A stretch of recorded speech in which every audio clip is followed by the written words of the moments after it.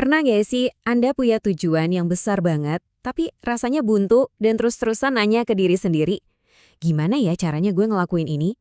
Nah, hari ini kita bakal bongkar satu ide yang bisa mengubah segalanya dari buku Who Not How. Idenya simple, ganti pertanyaan Anda. Siap-siap ya, kita akan geser fokus dari bagaimana ke siapa. Oke, langsung aja kita mulai. Oke, bagian pertama ini judulnya Rahasia Sang Juara. Kita bakal lihat kisah seorang atlet legendaris yang jadi simbol kehebatan individu. Tapi, lucunya, justru dia contoh paling pas kenapa hebat sendirian itu yang gak pernah cukup. Pertanyaan ini mungkin kedengarannya aneh ya. Gimana bisa pemain basket terbaik sepanjang masa gagal total jadi juara selama 6 tahun pertama karirnya? Yap, kita lagi ngomongin Michael Jordan. Nah, jawaban dari teka-teki inilah yang jadi inti dari semua konsep siapa bukan bagaimana. Dan disinilah paradoksnya. Secara individu, statistik Jordan itu gila-gilaan. Dia adalah jawaban untuk setiap bagaimana di lapangan. Masalahnya, basket itu permainan tim. Dengan mencoba jadi satu-satunya jawaban, dia malah tanpa sadar jadi penghalang buat timnya sendiri. Kehebatannya justru jadi batas buat mereka. Terus, apa yang berubah?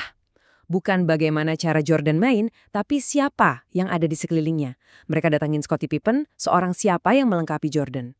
Mereka rekrut Phil Jackson, seorang siapa yang membangun sistem untuk tim, bukan cuma untuk satu orang. Bahkan pelatih fisiknya, Tim Grover, adalah seorang siapa yang super penting. Tim inilah, para siapa inilah yang mengubah Jordan dari sekedar superstar menjadi seorang juara sejati. Kutipan ini benar-benar nonjok ya.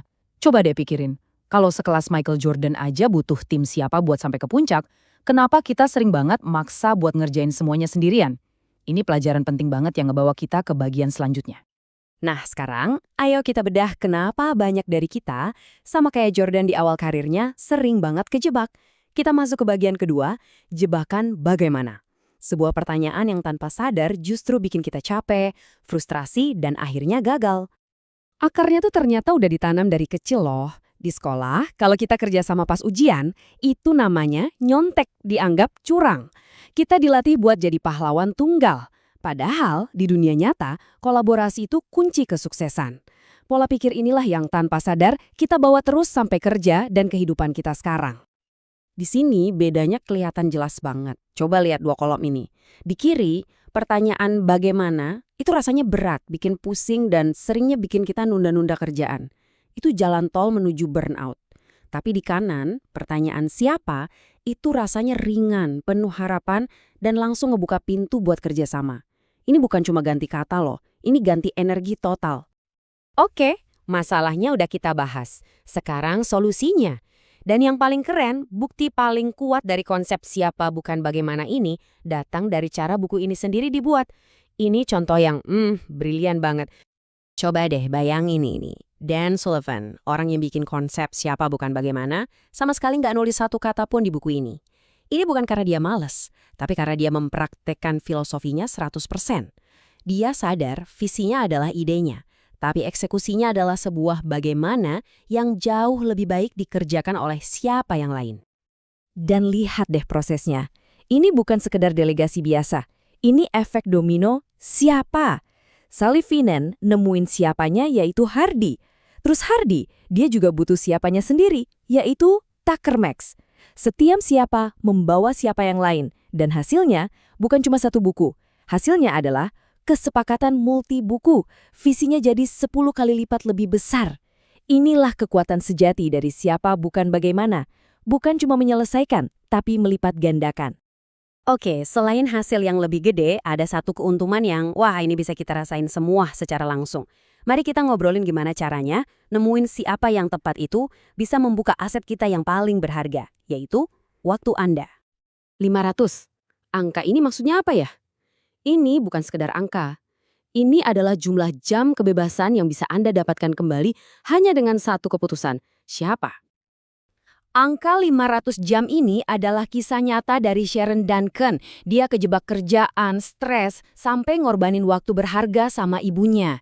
Tujuannya simple, bukan lebih banyak uang, tapi lebih banyak waktu buat nonton bisbol bareng ibunya. Cuma satu keputusan, merekrut seorang manajer praktik, gak cuma ngasih dia 500 jam kembali, tapi mengubah jam-jam itu jadi kenangan yang gak ternilai harganya. Disitulah siapa mengubah waktu dari sekedar angka menjadi momen yang berarti. Kutipan dari Dan Sullivan ini adalah kuncinya. Kalau Anda mau masa sekarang jadi lebih baik, Anda harus punya visi masa depan yang gede banget. Begitu besarnya, sampai Anda nggak punya pilihan lain selain nyari siapa. Tujuan yang 10 kali lipat lebih besar itu secara otomatis maksa Anda keluar dari jebakan bagaimana. Karena Anda tahu, nggak mungkin Anda bisa capai itu sendirian. Visi yang besar adalah pemicu untuk kolaborasi. Nah, ini ngebawa kita ke bagian terakhir dan mungkin metafora yang paling kuat dari semuanya. Ini bukan lagi soal taktik, tapi soal cara Anda memandang seluruh permainan hidup dan pekerjaan Anda. Pertanyaannya sederhana, terinspirasi dari legenda basket lainnya, Kobe Bryant. Dalam hidup ini, permainan Anda itu seperti dam atau catur. Coba deh jujur sama diri sendiri tentang cara kita beroperasi setiap hari. Coba kita bedah ya, pemain dam itu cuma lihat satu langkah di depannya, reaktif. Pertanyaannya selalu, bagaimana cara gue jalan sekarang? Sebaliknya, pemain catur itu melihat seluruh papan permainan. Dia arsiteknya. Pertanyaannya adalah, siapa? Pion mana yang harus gerak, kapan, dan kenapa untuk memenangkan keseluruhan permainan? Dan disinilah perubahan terbesarnya. Saat Anda menerapkan siapa bukan bagaimana, Anda berhenti jadi pion di papan catur hidup Anda. Anda jadi grandmasternya, Anda jadi perancangnya. Anda bukan lagi sekedar main, tapi Anda yang mendesain permainannya. Jadi, kita tutup dengan satu pertanyaan buat Anda. Ini bukan rangkuman, tapi tantangan. Coba deh sekarang pikirin satu tujuan terbesar Anda. Tujuan yang mungkin bikin Anda sedikit deg-degan. Sudah kebayang? Oke, sekarang lupakan pertanyaan bagaimana. Ganti dengan ini. Siapa yang bisa bantu saya? Tujuan besar Anda itu nggak nunggu bagaimana, tujuan itu nunggu siapa pertama Anda. Jadi pertanyaannya adalah, siapa yang akan Anda hubungi hari ini?